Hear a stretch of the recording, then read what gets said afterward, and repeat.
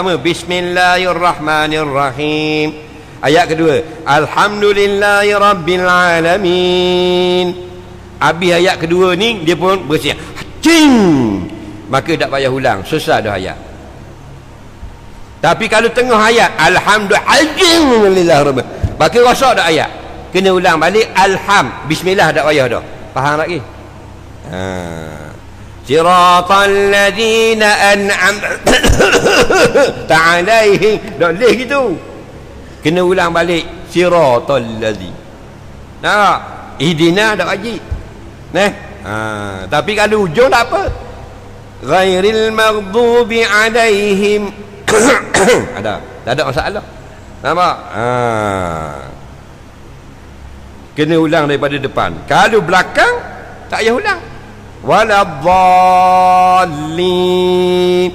Cing, ada masalah.